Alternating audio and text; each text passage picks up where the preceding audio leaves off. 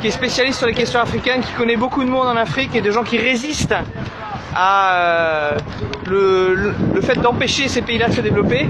Et c'est pour ça qu'on est venu aujourd'hui donc à Chamalières par rapport à la question du franc CFA, parce que c'est un des éléments qui empêche le développement. Donc pour les gros dossiers, je suis venu te voir. Voilà, je suis très content d'être là avec les Gilets jaunes constituants du 93, du 92, du 91, du 63.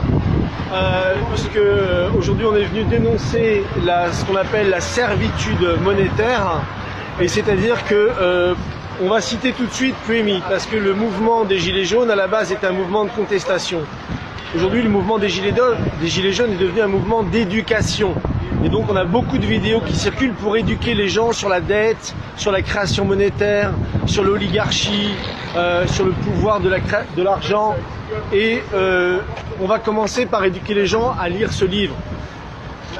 Tshwintshang Puemi, en 1979, dénonçait déjà la servitude monétaire imposée par la France, le Trésor public français, la France-Afrique, sur les 14 pays qui sont concernés par le franc CFA.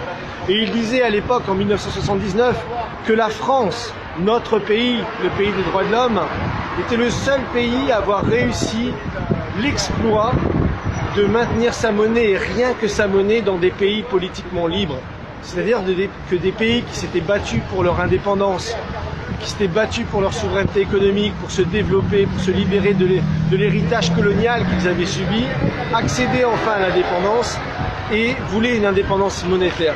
Le problème, c'est que, comme le dit Puemi à l'époque, ils n'ont pas eu l'indépendance monétaire. Il y a une servitude monétaire qui a été mise en place par le franc CFA, le franc de la communauté financière africaine, qu'on appelait à l'époque le franc des colonies françaises d'Afrique, donc ce qui était clair. Et il disait que la question monétaire était un phénomène social par essence, car qui ne contrôlait pas sa monnaie ne contrôlait pas sa politique. Ah oui. Et ce que disait Puemi en son temps, c'est que faute d'accorder justement à la question monétaire et à la souveraineté monétaire le droit qui lui revient, l'Afrique infligerait à ses enfants et à ceux qui n'étaient pas encore nés les pires atrocités. C'est ce qu'on voit aujourd'hui avec les pays d'Afrique de la zone francophone qui ne sont pas développés. Donc je vous invite vraiment à découvrir ce livre. Voilà, Monnaie, servitude et liberté, publié en 1979. Malheureusement, le professeur Puemi est mort assassiné dans des conditions extrêmement troubles en 1984. Voilà, c'est lui, Joseph Puemi, qui a été le précurseur, qui était de la Méditerranée. Voilà, économiste camerounais, qui a été un des premiers à comprendre le problème. Et il appelait le Fonds monétaire international le fonds de misère instantané. C'est-à-dire que tous les pays qui passaient sous les fourches codines du Fonds monétaire international étaient réduits à la misère. Donc pour ceux qui ne connaissent pas, parce qu'il faut à la fois éduquer les Africains, mais éduquer les Français qui connaissent très peu cette question du franc CFA. Tout à fait. Aujourd'hui, et donc juste, excuse-moi de t'interrompre, je rappelle et je montre la banderole. Je reviens tout de suite. Hein. Je rappelle, voilà. Bon, la banderole là, messieurs.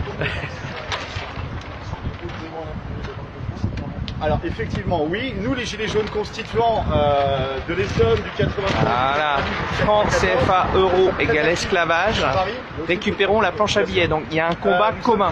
C'est exactement ce que vient d'amener donc Sébastien. Les discussions ont lieu avec les employés, avec les passants, vous voyez. Donc Sébastien, je reviens à toi. Donc c'est juste pour montrer la banderole, franc CFA euro égale esclavage, récupérons la planche à billets.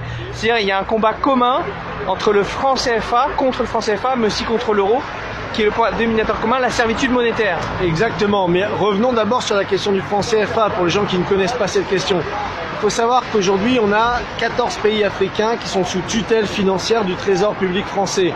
Ces pays sont les suivants: Bénin, Burkina Faso, Côte d'Ivoire, Guinée-Bissau, Mali, Niger, Sénégal, Togo, Cameroun, République centrafricaine, Congo. 200 millions de personnes qui sont sur curatelle financière, ce qu'on appelle une curatelle financière. Ils ne contrôlent ni leur monnaie, ni leur crédit, ni leur budget, ni leur déficit. C'est comme si, en France, voilà, quelqu'un possédait votre carte bleue et qu'il allait l'utiliser et vous donner 20 € ici, 20 € là pour pouvoir aller faire vos dépenses. Donc voilà la situation dans laquelle on se trouve, avec des situations terribles. Par exemple en France, il faut savoir que plus de 60% de l'électricité qu'on utilise vient de l'uranium du Niger, par exemple. Or, au Niger, aujourd'hui, on a 14% des gens qui ont accès à l'électricité. C'est-à-dire qu'il n'y a pas d'hôpitaux, les femmes accouchent de nuit, dans le noir, il y a beaucoup de mortalité infantile, etc. C'est-à-dire que cette politique du franc CFA a empêché les pays de se développer. Aujourd'hui, si la France veut retrouver l'estime d'elle-même, il faut qu'elle puisse combattre ce système. Et il en va que les Français et les Africains, il y a beaucoup de la jeunesse africaine est en train de se lever contre le franc CFA, mais elle a besoin de la jeunesse française qui, elle, souvent n'est pas au courant de ce système. Ça, c'est important. Voilà, la jeunesse française qui non seulement doit aider pour des questions d'ordre simplement de justice, de libérer ces pays-là de la curatelle financière, et comme tu le disais Yannick aussi, de se libérer nous-mêmes de la curatelle de l'euro. On a un ennemi commun, l'État profond, l'oligarchie financière. Elle n'a pas de frontières, elle est mondialiste, elle est aussi bien présente en Afrique que chez nous en Europe. Exactement, d'ailleurs, ce que dénonçait Tshujang Kouemi sur le franc CFA, ça vaut aujourd'hui pour l'euro. Son existence à l'euro ou au franc CFA dépouille les États de leur souveraineté monétaire. Et aujourd'hui, les pays de l'Union européenne sont dans la même situation que les 14 pays d'Afrique qui sont soumis à cette tutelle du franc CFA. Donc, euro, CFA, même combat. On ne peut pas opposer les uns aux autres. La supranationalité monétaire, ça a toujours été utilisé par l'oligarchie avec ce qu'on appelle des banques centrales indépendantes, mais qui sont pas indépendantes, qui sont indépendantes des peuples et des États, mais pas indépendantes de l'oligarchie financière, des marchés financiers, de JP Morgan, Goldman Sachs, etc. Donc on est dans le même combat et c'est le message qu'on est venu dire ici à Chamalières. Parce qu'il y a à la fois la Banque de France, je vais montrer d'ailleurs qui n'est plus nationalisée. Aujourd'hui, la Banque de France n'est pas nationalisée. Et à la fois la production du franc CFA, qui imaginerait que la monnaie de son pays soit fabriquée dans un autre pays. Ça n'existe nulle part. Sauf ici. Sauf ici. Voilà. Et quand on explique dans le monde que l'argent des Africains est fabriqué en France sous contrôle du Trésor public français, personne ne nous croit même. C'est-à-dire qu'on a un paradoxe. Voilà. Donc, on est venu pour dénoncer ça, pour dénoncer la répression monétaire que dénonçait Kouemi. Je vous montre la carte. Voilà. Soutien des automobilistes. Vous avez la carte ici de tous les pays qui sont sous tutelle du franc CFA et qui sont les pays les plus pauvres de la planète. Est-ce que tu peux rappeler combien de millions d'habitants ça représente? On est à peu près entre 180, je crois, 190 millions d'habitants qui sont sous tutelle d'un franc CFA contrôlé par le Trésor public français et depuis le traité de Maastricht par l'Union européenne. Donc contrôlé à Paris, les taux de change sont définis à Paris et pas dans ces pays-là. Et ces produits, les billets sont produits ici, à Chamalières, dans le Puy-de-Dôme. Vous avez les bâtiments de la Banque de France, mais aussi donc et aussi l'imprimerie donc d'euros et de francs CFA. Alors une chose que tu as dit tout à l'heure, c'est que la jeunesse africaine et la jeunesse européenne avaient un ennemi commun et ils devaient travailler ensemble. Alors justement, il y a une chose aussi qui est intéressante, c'est qu'il y a hier ou avant-hier, je ne sais plus, il y a un collectif de jeunes africains, ou de moins jeunes africains d'ailleurs, peu importe, qui s'appelle UDC, Unité, Dignité, Courage. Ils étaient là en fait, ils étaient à l'entrée, vous voyez, ici, voilà, pour faire prendre conscience aux ouvriers que, voilà.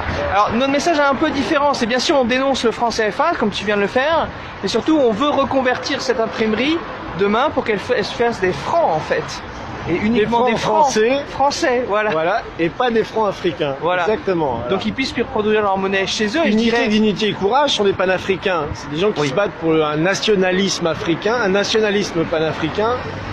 Et donc se battent pour que justement ils puissent avoir la souveraineté monétaire. Parce que, comme on le sait, si l'État ne contrôle pas la monnaie, on ne le répétera jamais assez, c'est la monnaie qui contrôle l'État. Donc aujourd'hui on a nombre de groupes africains dont Unité, Dignité et Courage, le collectif pour sortir du franc CFA. On a de nombreuses pages Facebook que vous pouvez aller suivre sur Internet qui font de la pédagogie là-dessus. Or, en France, la question du franc CFA, on se rend compte qu'elle est quasiment inconnue, qu'elle n'est abordée par personne. Et donc, il n'y a pas la volonté pour les Français de se dire, bon voilà, on a fait une erreur, maintenant on va arrêter cette erreur et on va aller de l'avant et travailler avec nos amis africains, la jeunesse africaine. Et la bonne chose, et je pense que c'est très important que les Gilets jaunes soient là parce que les choses évoluent. Et j'aimerais vous lire, ça va prendre 2 minutes, mais c'est l'initiative qui a été lancée par des économistes